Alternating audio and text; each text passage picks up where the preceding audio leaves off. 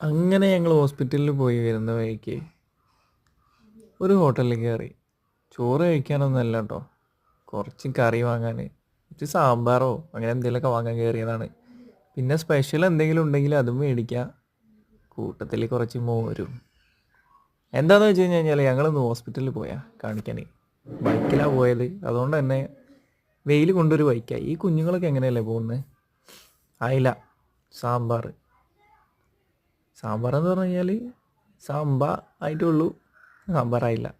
എന്തായാലും ഈ സംഭവം അടിപൊളിയാണ്.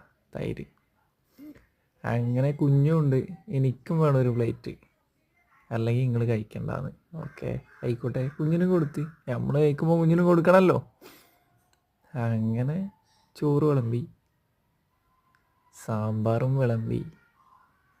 കുഴപ്പമൊന്നുമില്ല കേട്ടോ, കഴിക്കാൻ പറ്റും. വെണ്ടക്കുപ്പേരി വീട്ടിൽ നിന്ന് കൊണ്ടുവന്ന ചോറും.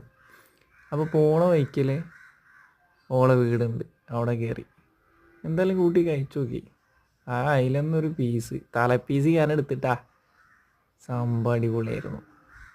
പിന്നെ മോരില്ലേ, അത് കുറച്ചെടുത്ത് കയ്യിലാക്കിയിട്ട് കുടിച്ചു നോക്കി.